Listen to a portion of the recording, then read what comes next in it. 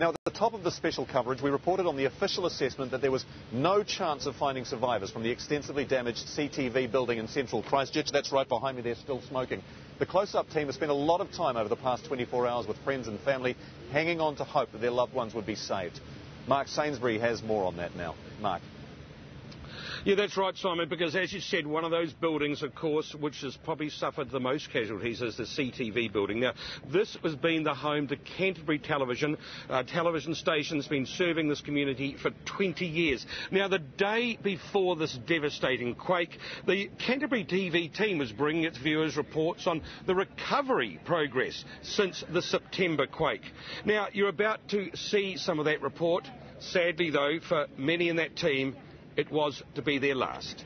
Kate Lynch with the story of CTV.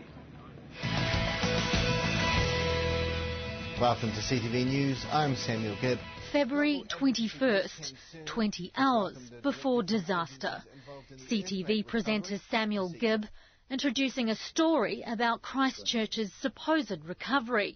Has welcomed a directive from agencies involved in the earthquake recovery. Rookie journalist Rhys Brookbanks reports it's an ongoing battle to rebuild. At the meeting, Concern told representatives that communication with the public had been lacking so far. Little did they know their own nightmare was about to unfold, as they and many of the CTV news team were buried when the building they broadcast from pancaked and crashed to the ground.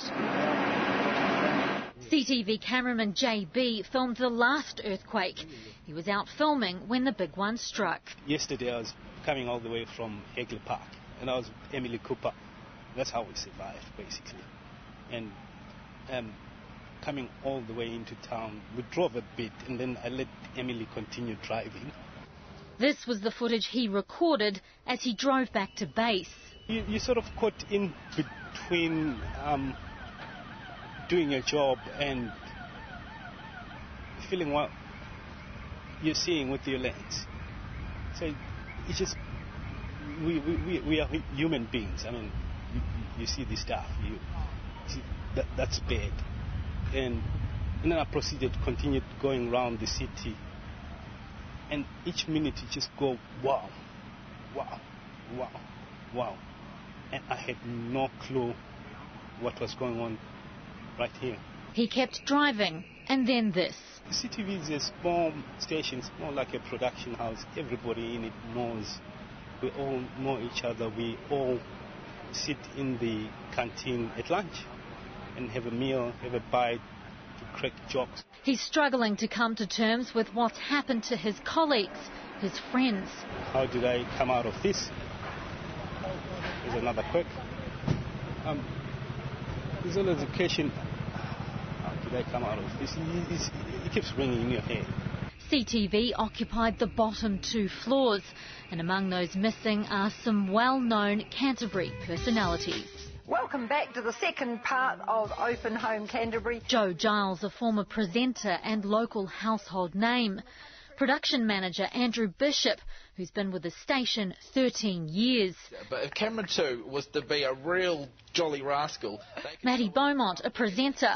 And Donna Manning, long-time host of Good Living. Thank you very much, Donna. Don't we just love the fashion and the colours? I have worked with Donna for quite some years, the most beautiful woman. She would have been courageous to the end, but gee, given the circumstances of this tragedy, I just hope that none of them had to suffer. Mike Yardley is the host of Newsmakers, a current affairs program on CTV. He estimates he could have 20 more colleagues buried in the rubble. A very family-focused group, and they themselves were a family.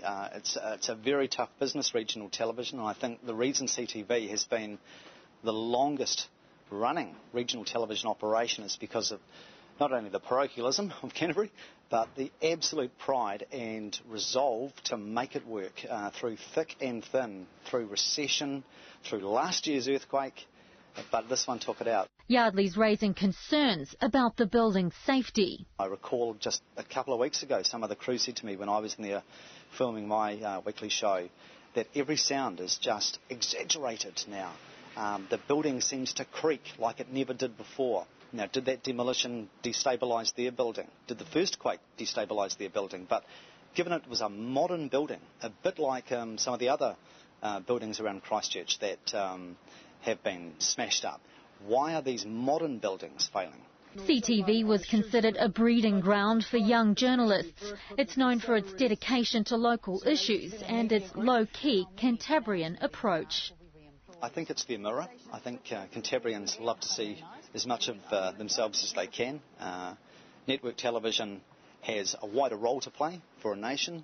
Canterbury loves to see its local news, its local sport, its local events, whether it be the A&P show, the local body election, or, ironically, events like earthquakes striking the city.